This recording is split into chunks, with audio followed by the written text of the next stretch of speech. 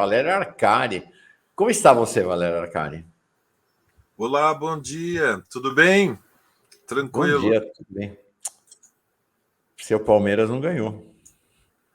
Não, deu um empate, mas teve aquela anulação de um gol de bicicleta do Rony logo no início do jogo, que foi uma pintura, que foi um momento especial do Estava futebol. impedido ou não, você acha? Eu vi com dificuldades a imagem na televisão, a transmissão. Não tenho uma opinião consolidada. Se o palmeirense está dizendo que não tem opinião consolidada, ó, dica para vocês. Devia estar impedido mesmo.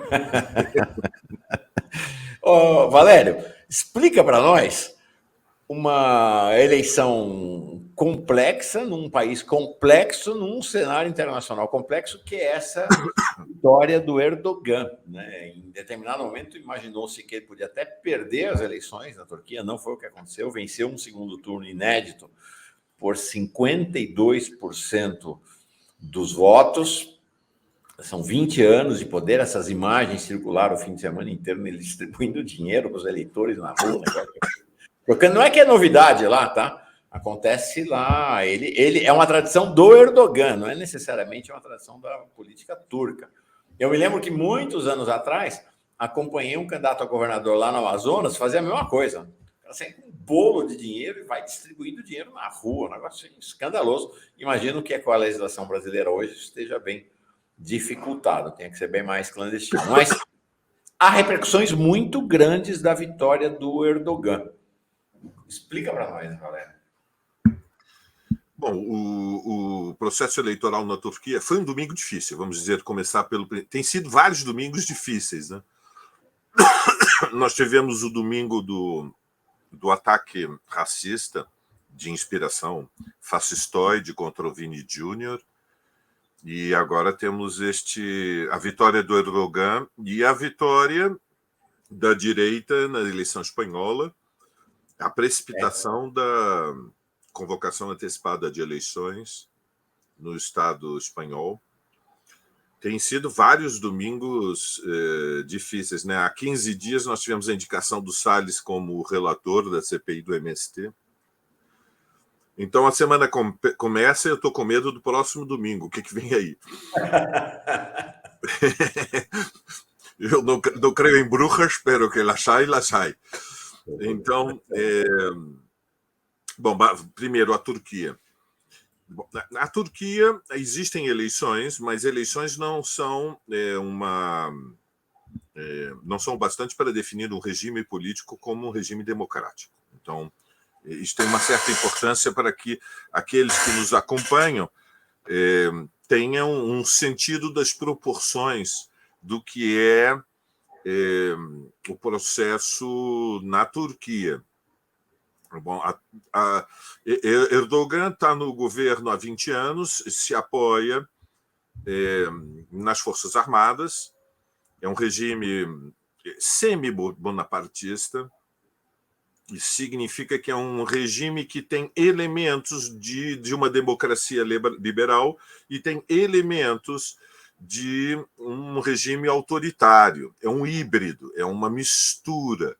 Isso tem uma certa importância porque na Turquia não há propriamente liberdade de imprensa, não há liberdade de organização, a atuação dos sindicatos é muito limitada.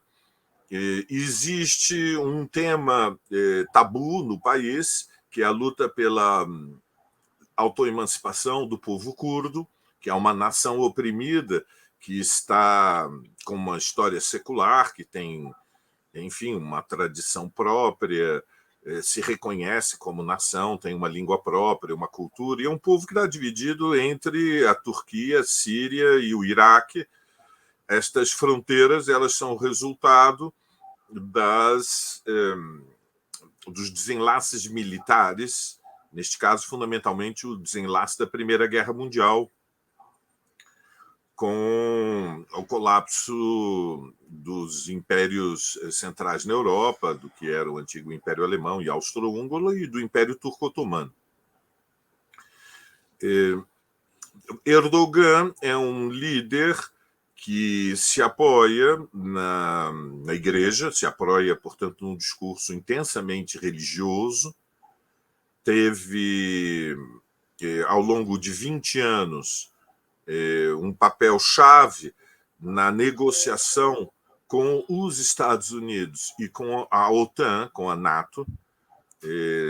A Turquia está dentro da OTAN e a base militar mais importante dos Estados Unidos no Oriente Médio está em território turco, e ele tem tido sobretudo depois da Guerra Síria e da pressão e da invasão do Afeganistão, ele tem tido um papel importante na negociação com a União Europeia para a contenção de um movimento migratório na escala de milhões e milhões de pessoas. Não é um deslocamento territorial como outros que ocorrem. Não é a situação que existe na fronteira sul dos Estados Unidos, é numa outra escala, a gente tem que ter sentido das proporções. Né? Os Estados Unidos não receberam ondas de milhões de refugiados. É diferente na Turquia. Isto aconteceu. Se estima que há, neste momento na Turquia, no mínimo 3,5 milhões de sírios que estão exilados, que vivem fora do seu país, e passaram pela Turquia muito mais do que 3,5 milhões de pessoas ao longo destes 20 anos, desde a invasão do Afeganistão. Cumpre um papel de Estado tampão. Para a União Europeia, foi fundamental que a Turquia reforçasse as suas fronteiras para impedir que a imigração árabe e a imigração afegã chegasse dentro das suas fronteiras. O Erdogan vence as eleições por uma margem muito apertada.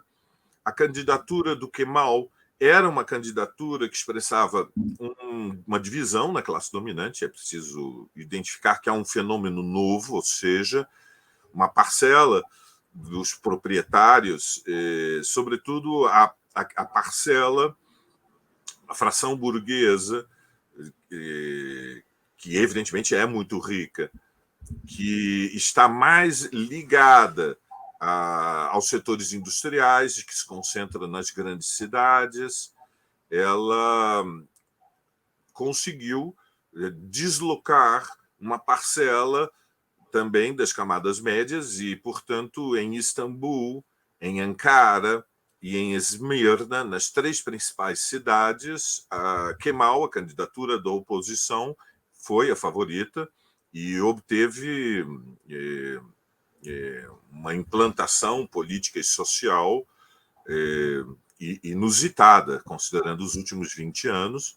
Conseguiu também o apoio das parcelas da esquerda que ainda conseguem atuar na legalidade, mas, finalmente, Erdogan vence com o apoio da extrema-direita. Há uma extrema-direita também em ascensão na Turquia que opera num desenvolvimento um pouco paralelo com o do regime do Erdogan. Por isso, não foi uma surpresa que esta corrente de inspiração nacionalista exaltada, fascistoide, tenha apoiado o Erdogan.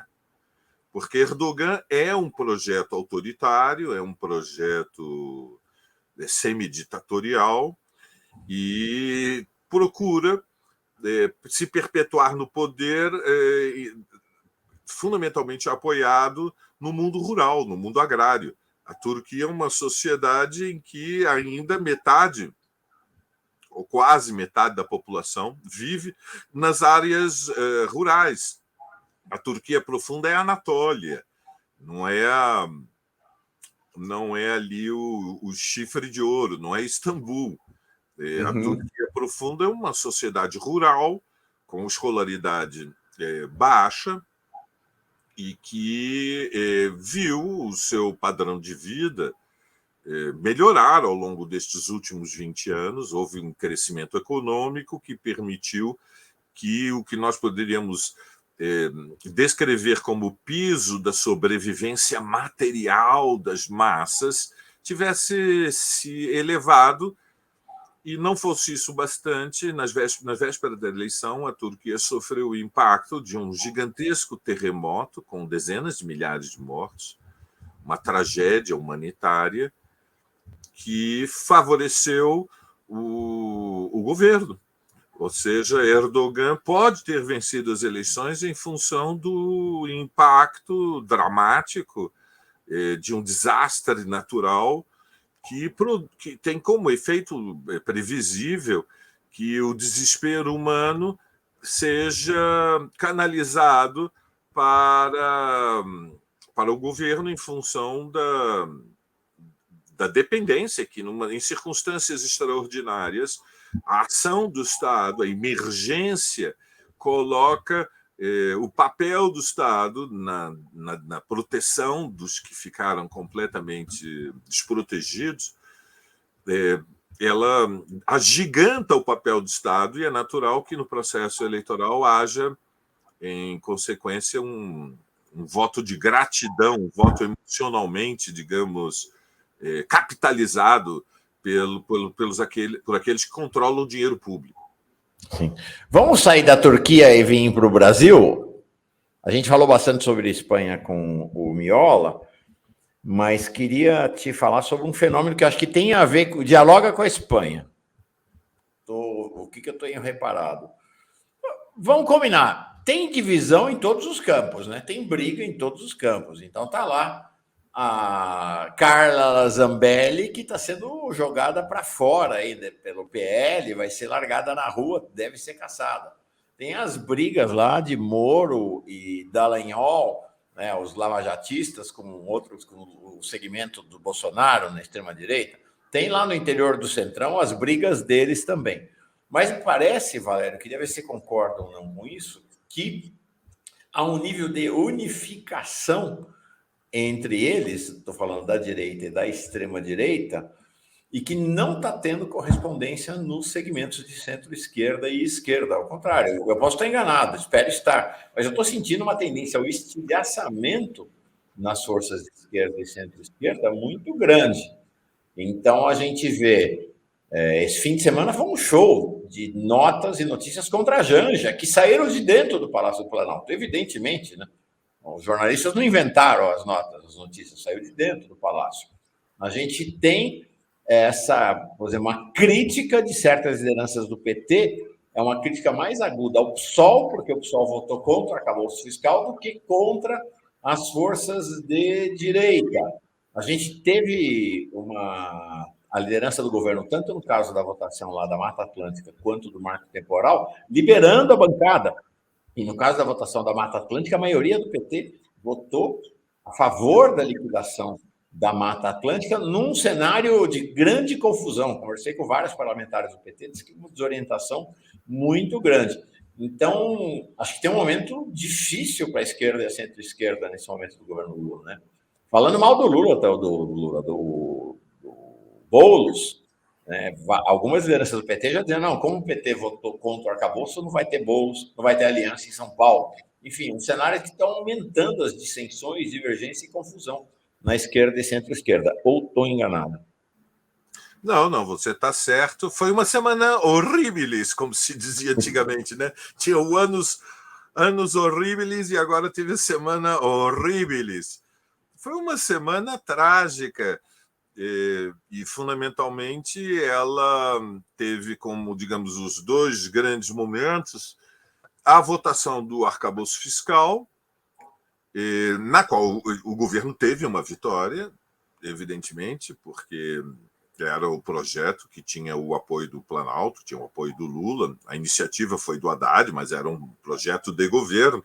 Foi uma vitória imensa do governo, na medida em que teve quase 400 votos. Ou seja, não só teve mais que dos 250 votos que necessitava, mas se fosse uma votação de uma PEC, de uma emenda constitucional, superou em muito. Portanto, o governo teve uma vitória quando fez a sinalização para a classe dominante. Quando fez a sinalização para as preocupações dos grandes capitalistas, que estão evidentemente focados numa estratégia que é a preservação do tripé macroeconômico, ou seja, a busca do superávit fiscal, metas de inflação, câmbio flutuante, numa palavra, redução do papel do Estado como regulador. Quando o governo cedeu às pressões da classe dominante, ele teve uma vitória. No dia seguinte, assanhados, insolentes e quase provocatórios, a direita e a extrema-direita impôs sucessivas derrotas ao governo, ou seja, retirou a demarcação das terras indígenas do Ministério dos Povos Originários, transferiu a Agência Nacional de Águas do Ministério do Meio Ambiente para o Ministério da Justiça, fez aprovar a nova regulação da Mata Atlântica, que autoriza as prefeituras a emitir os laudos de autorização para obras de infraestrutura dentro da Mata Atlântica, que é o liberou geral.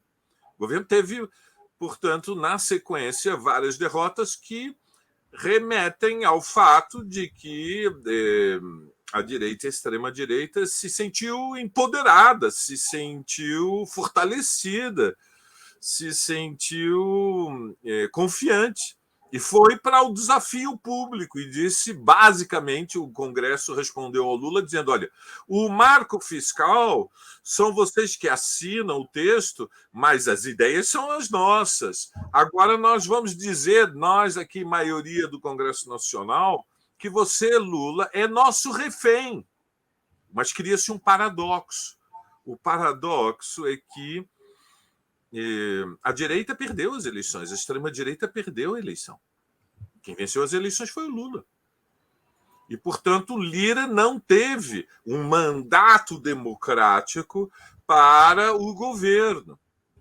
Quem tem esse mandato é o Lula. E evidentemente, digamos, as controvérsias, as intrigas do fim de semana, né, tem um elemento de cisânia, de intriga neste fim de semana, resulta do fato de que houve uma derrota e quem tem a culpa. As derrotas são órfãos, então são sempre órfãs. Então surge um monte de pequenos conflitos que são, quando a gente pensa em grande perspectiva, a poeira da história, estes conflitos, essas intrigas, estas maldades, estas insinuações, é a poeira da história. Mas a temperatura subiu. Creio que, do ponto de vista da esquerda, o mais tenso são as acusações contra o PSOL. Não é nenhuma surpresa que o PSOL não iria votar no arcabouço fiscal. Não é honesto, não foi surpresa, não foi nenhum giro. Foi preparado durante meses e meses, desde que foram anunciadas as ideias principais do arcabouço fiscal. Nós já dissemos que o PSOL ele tem um alinhamento com o governo na luta contra a extrema-direita, e acho que a esquerda radical se posiciona, né, a esquerda mais militante se posiciona bem, ao ter a lucidez de compreender que o bolsonarismo ainda é uma corrente muito perigosa no Brasil, e à escala internacional, como vimos agora, como vimos na Turquia, em que a extrema-direita decidiu dar mais um mandato para o Erdogan, o giro da extrema-direita para o apoio ao Erdogan foi fundamental, e o resultado espanhol, que você já conversou com o Miola. Fundamentalmente, no Estado espanhol, a direita e a extrema-direita são as forças que crescem. O PSOE mantém, fundamentalmente, tem uma pequena oscilação de 29 para 28, mas perde Sevilha, que é o simbólico, né? É o bastião do PSOE, é a Andaluzia, perdeu em Sevilha. E a extrema-direita duplicou a sua votação através do Vox. No Brasil, nós temos um bolsonarismo que está à espreita, que está na defensiva, mas quer acumular forças, e está bem a esquerda militante quando se alia ao governo Lula contra a extrema-direita. Porém, ela não se verga, não se dobra, não pode ser cooptada pela distribuição de emendas e de cargos. A esquerda militante, a esquerda socialista, ela tem compromissos, em primeiro lugar, com os trabalhadores, o povo, e, portanto, quando entra em votação um tema como o arcabouço fiscal, em que, no fundamental, o que se decidiu é que tem que buscar, custe o que custar, o superávit fiscal, portanto, que há uma contenção do papel do Estado, e se quisermos usar uma imagem maliciosa, é um teto de gastos com desconto. Quando chega uma votação como essa, a esquerda militante ela fica com os seus princípios, como no tema da Mata Atlântica, como no tema da Foz do Amazonas, que foi parte das controvérsias, né? O tema da exploração do petróleo, o perigo de um desastre ambiental numa das regiões mais vulneráveis e estrategicamente decididas do planeta. Surgem diferenças entre a esquerda socialista e a esquerda mais moderada. Por outro lado, eu não sou a favor de dramatizar os episódios da semana que vem. O Lula está diante do desafio de vetar o que foi aprovado sobre a Mata Atlântica. Tem que ir para o veto. Lula tem que se posicionar contra o desmonte do Ministério do Meio Ambiente, o Ministério Indígena, portanto, tem que vetar, tem que dizer não, tem limites. Quem venceu as eleições foi a esquerda, fazemos um governo de coalizão, mas não vai ser um governo de direita, porque nesse momento que está, digamos, a ameaça, meu bom Mauro, não é que seja a esquerda governando com um programa de centro, a esquerda governando com um programa de direita. Aí é demais, tudo tem limites. Então, O Miola, mais cedo eu estava dizendo aqui, né? Que o que o Lira está dizendo o tempo todo é assim: tudo bem que você ganhou a eleição para presidente, mas quem ganhou a eleição para o Congresso num regime que, na prática, já é semipresidencialismo, fomos nós. Então você tem total autonomia para fazer um governo de direita. Então, e essa me parece ser uma questão que, dentro desse bloco das forças democráticas, está tensionando, né? Você tem, por exemplo, um Padilha, José Guimarães, estou dando os nomes só para exemplificar, não estou condenando, não, que enxergam que fazer as concessões ao Lira é a maneira de manter o governo. E você tem aí um PSOL, você tem o Flávio Dino está se tornando uma liderança da esquerda do governo, né? Está dizendo, não, tem que ir para cima, ele já anunciou, vamos judicializar se a Câmara aprovar essas barbaridades aí em relação ao Ministério dos Povos Indígenas, Ministérios do Meio Ambiente. Então, me parece que a gente começa a ter também campos que começam a ficar mais patentes dentro do bloco governista, né? Da centro-esquerda e da esquerda. É assim, todo governo, tudo que há na vida está em disputa. Vamos começar, digamos, pelo básico, né? Os alicerces. Tudo que há na vida é contraditório, e eu creio que nós devemos compreender que é da natureza da vida social o conflito e a luta. É natural, porque vivemos numa sociedade muito desigual. No caso do Brasil, uma sociedade que se fraturou ao longo dos últimos 7 anos, se dividiu profundamente, se dividiram as classes sociais mais importantes. Né? A classe dominante se dividiu, uma parcela ficou com o Bolsonaro e uma parcela deslocou para a oposição depois da pandemia. As camadas médias se dividiram, uma parcela evoluiu para o discurso messiânico da extrema-direita, que fundamentalmente defende salve-se quem puder, né? O conflito social é elevado à enésima potência, e uma parcela não, ficou mais próxima da ideia de que é necessário que haja um Estado que cumpra uma função de buscar mais igualdade, liberdade, justiça social, e compreende os desafios ambientais estratégicos que nós temos neste momento. E uma classe trabalhadora que também se fraturou. Então a sociedade é conflito. Isto posto, tudo está em disputa. Qual é a disputa central? A disputa central no Brasil, vamos manter a cabeça no lugar, é a luta contra a extrema-direita, ou seja, A alternativa ao governo Lula nesse momento é o retorno de algum movimento do Bolsonaro ou do movimento bolsonarista com uma outra liderança, que teria que ser, digamos, abençoada pelo Bolsonaro. Este é o conflito fundamental. Então, o que está em disputa é se o governo Lula vai ser a ferramenta-chave para derrotar historicamente o bolsonarismo. Esta é a chave. Essa luta não é simples, tem que ser construída. Quero alertar. O fato do bolsonarismo estar neste momento na defensiva cria uma ilusão de ótica. Não é um cadáver insepulto. O Bolsonaro tem que ser investigado, tem que ser condenado e o seu destino tem que ser a prisão, é o cárcere. A mão não pode tremer. Bolsonaro é uma ameaça à vida civilizada no Brasil. Este é o conflito fundamental. Isto está em disputa. Por quê? Porque uma parcela da classe dominante quer normalizar a extrema-direita, quer legitimar a extrema-direita como uma corrente eleitoral, uma corrente de opinião que tem argumentos e que tem um eco na vida social que é legítimo. Não é legítimo uma corrente que está comprometida com um levante fascista, de inspiração golpista, no dia 8 de janeiro. Isso não é legítimo. Isso foi um ataque frontal digamos, às liberdades democráticas, um ataque mortal, né, à democracia. E aí você tem um cenário em que a extrema-direita, diante da possibilidade cada vez mais concreta, né? A eleição hoje, inclusive, tomam posse, amanhã, no TSE, os 2 juízes indicados, nomeados por Lula, que são indicação do Alexandre de Moraes.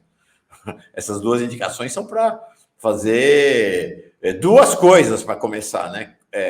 Caçar Carla Zambelli e caçar, o mais importante de tudo, o Jair Bolsonaro. Mas você vê que a extrema-direita já começa a vender uma versão de um Bolsonaro que come com talheres, vamos dizer assim, que seria o Tarcísio de Freitas no governo de São Paulo. Mas quem vive em São Paulo sabe que esta ideia de um bolsonarismo mais educado é conversa para boi dormir, né? O Tarcísio vem para ser um novo Bolsonaro, ou um substituto do Bolsonaro na extrema-direita. Mutatis mutantes. Seria como o Haddad foi o candidato em 2018, o Tarcísio seria o candidato da extrema-direita em 2026, se o Bolsonaro, de fato, estiver cassado. Claro, exatamente. O que se trata é de compreender que o bolsonarismo tem um elemento personalizado na figura do capitão, mas é um movimento que tem implantação real, ou seja, há milhões, dezenas de milhões de pessoas, é dramático dizê-lo, que apoiam um programa, que estão identificados com ideias.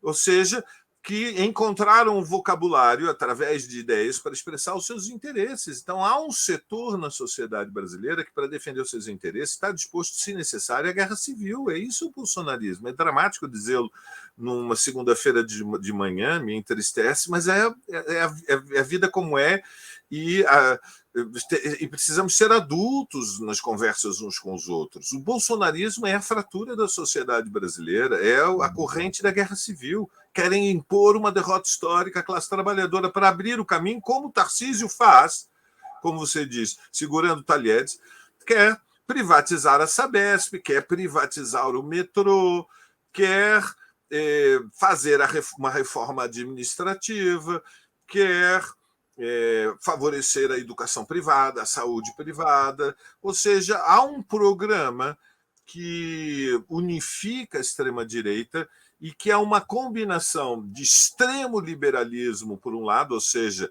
a ruptura, o desgaste, a destruição de todas as conquistas sociais depois do fim da ditadura, e estamos falando da universalização do ensino público, estamos falando do SUS, estamos falando da Previdência Social, enfim, estamos falando das conquistas de uma geração.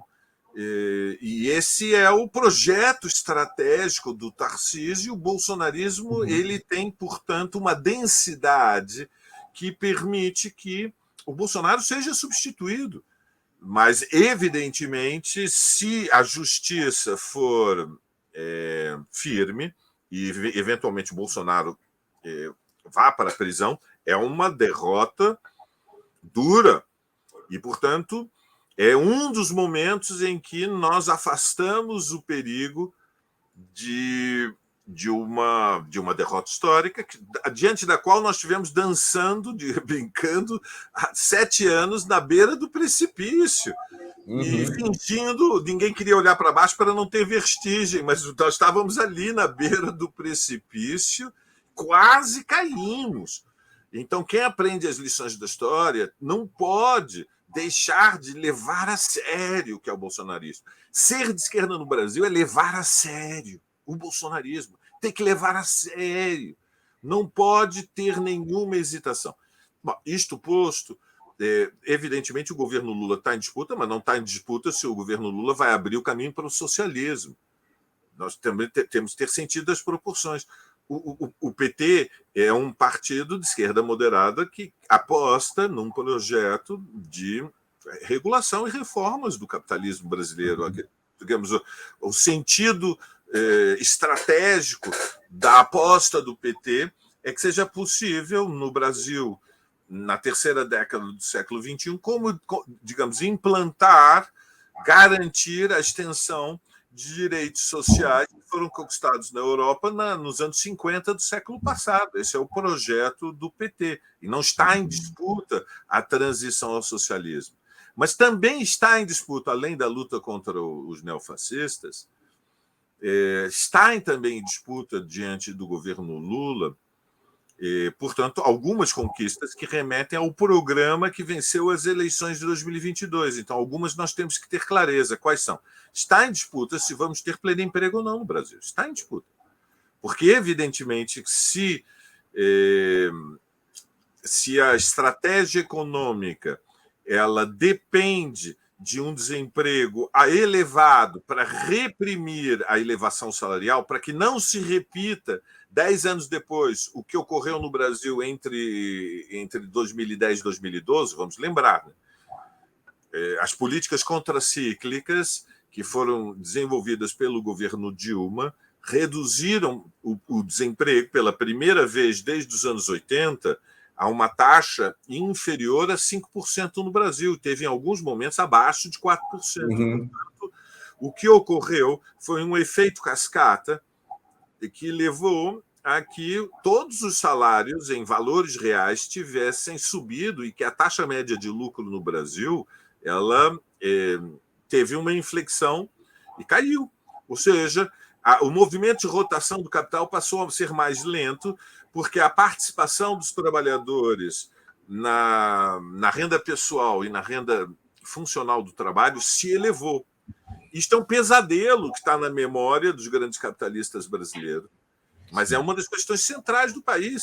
É preciso pleno emprego para que haja recuperação salarial. É preciso garantir um impacto de políticas na educação pública e na saúde pública para recuperar em 4 anos o que nós viemos perdendo em alguns momentos de forma em câmara lenta, em outros momentos de forma mais acelerada em todos os últimos anos. Então, está em jogo dispositivos como reforma trabalhista, está em jogo dispositivos como foi a reforma da Previdência, está em disputa, portanto, a defesa das conquistas que nós tivemos depois do fim da ditadura, Mauro. Sim.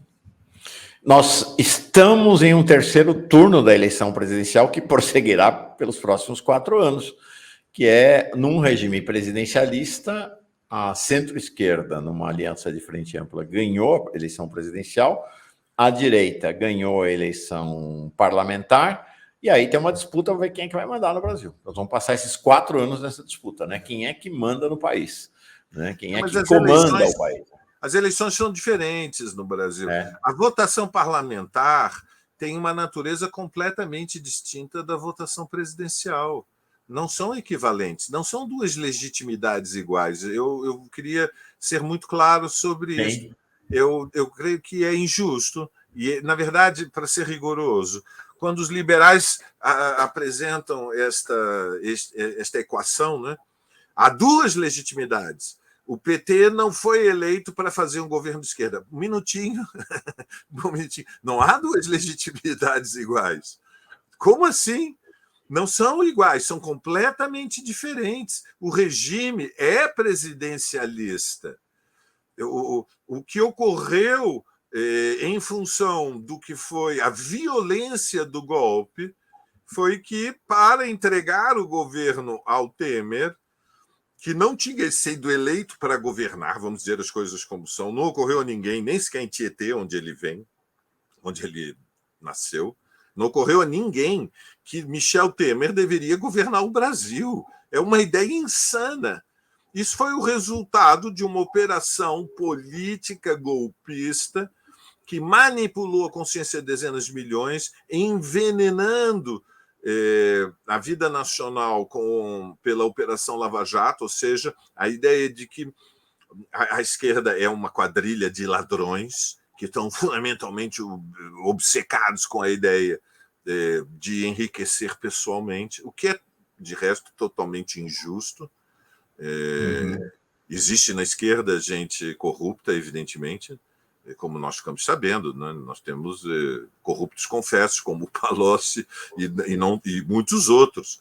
Mas a verdade é que são duas legitimidades diferentes. Então, a votação do Congresso Nacional é uma votação fragmentada. E, portanto, não é verdade que Lira foi eleito para ser primeiro-ministro do governo Lula e que o Lula é chefe de Estado, mas não é chefe de governo. No Brasil, o chefe de Estado é o primeiro-ministro. Há uma fusão das funções de chefe de Estado, de comandante das Forças Armadas, de direção da diplomacia, de direção da segurança nacional, com as funções de gestão econômica, social, educacional, ambiental, previdenciária, tudo. E, portanto, a função do parlamento é fiscalizar. Mas foi em consequência e foi a despeito da ordem constitucional que Eduardo Cunha tomou para si uma parte do poder presidencial através do agigantamento das emendas. E hoje, na verdade, o Lira ele quer manter o controle de metade do orçamento nacional, que já não está definido como despesas obrigatórias. Ele quer ser primeiro-ministro para preservar os currais, para dizer as coisas como são, as palavras duras, os currais eleitorais de políticos profissionais carreiristas que, de forma clientelística, se preservam no Congresso Nacional através de mandatos que manipulam a vontade popular pela troca de favores, porque há um Brasil profundo que ainda é muito pobre, muito inculto, e que consegue ser manipulado por forças monstruosas que representam os interesses dos ricos, fazendo populismo a Erdogan, em vez de distribuir dinheiro nas ruas, que já é o escândalo total, né? Erdogan distribuindo dinheiro nas ruas é de um grau de demagogia, de manipulação, de desprezo pelas pessoas, de desrespeito à vida civilizada. No Brasil não é muito diferente através das emendas parlamentares. Então, há um conflito de legitimidades, mas Lula não pode ser refém de Lira e, portanto, tem que usar as cartas que tem na mão. A mão tem que ter a decisão de querer governar. O discurso de Lula na Fiesp é: eu sou um homem aberto à negociação e o que foi votado no Congresso Nacional é transitório, não é definitivo, sinalizando que vai construir um acordo, um novo acordo com o Lula. Bom, mas eles basicamente estão jogando de forma desonesta, eles estão na canelada, eles estão no empurrão, eles estão é abuso de poder o que aconteceu na Câmara dos Deputados. É um escândalo, na verdade, que repercute contra o Brasil. Quer dizer, quando o mundo descobriu que que a Sônia Guajajara já não tem mais autoridade para a demarcação de terras indígenas, como é que repercute isso internacionalmente? Quando o mundo descobriu que a Agência Nacional de Águas, num país em que a sanha, a volúpia, né, a cobiça, a avareza burguesa chegou ao ponto de considerar que é uma questão estratégica transformar água em mercadoria e garantir que só vai poder ter acesso à água potável quem tiver condições de pagar por ela. Bom, aí, evidentemente, a repercussão internacional é escandalosa e é perigosíssima. Resumo da ópera. Lula tem que se apoiar na mobilização. A PIB chamou a mobilizações nacionais para amanhã, terça-feira, para oferecer sustentação à Sônia Guajajara contra a ofensiva que foi feita contra ela.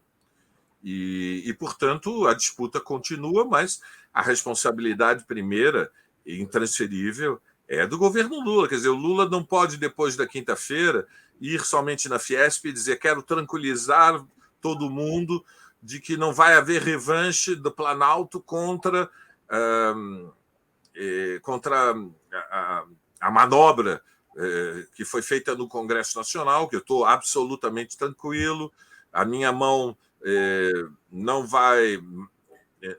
vou reagir contra as derrotas. Bom, isso é basicamente a música e aquilo que os empresários que estavam na Fiesp queriam ouvir, que o Planalto não vai reagir, que perde e assimila a derrota e vai tentar, na conversa, fazer redução de danos.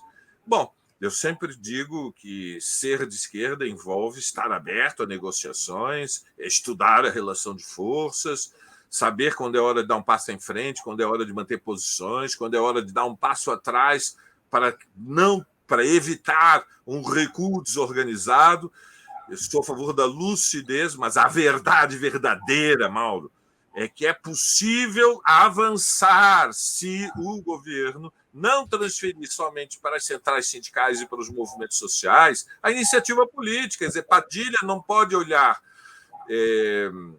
a esquerda extraparlamentar e dizer agora é com vocês, porque eu fiz tudo que eu podia com o Lira e eu já usei o meu sorriso, já fiz cara de mal, não tenho mais recursos, agora eu dependo de vocês, movimentem-se aí, vejam se vocês... Não, o Pacheco, que é o ministro político por excelência, tem que sentar, deveria, na minha modesta opinião, claro, não quero ser assertivo demais, mas eu penso que o núcleo político do governo que opera no Palácio do Planalto está na hora de sentar com o Márcio Macedo, com a Secretaria-Geral, e discutir a contraofensiva. Claro. Da mesma maneira, né, Valério? Por que é que a articulação política do governo sentou para discutir, negociar com a comissão lá da mista sobre a estrutura do governo, para tomar decisões sobre o Ministério da Marina, sobre o Ministério da Sônia Guajajara, e elas não foram chamadas para participar da negociação? Tem isso. Bom, nós vamos ter que encerrar agora. Vou continuar com o médico Pedro Torinho aqui, mas realmente vai ser uma semana... Vamos segurar. Segura aí que vai ser mais uma semana tensa, uma semana em que tudo isso vai definindo o perfil do governo Lula. Nós vamos acompanhando aqui, analisando, e no caso do Valério, atuando fortemente. Obrigado, Valério. Boa semana. Obrigado, Mauro. Bom dia a todos que seguem o Fora Café. Pessoal, cuidem-se. Aquele abraço. É isso aí.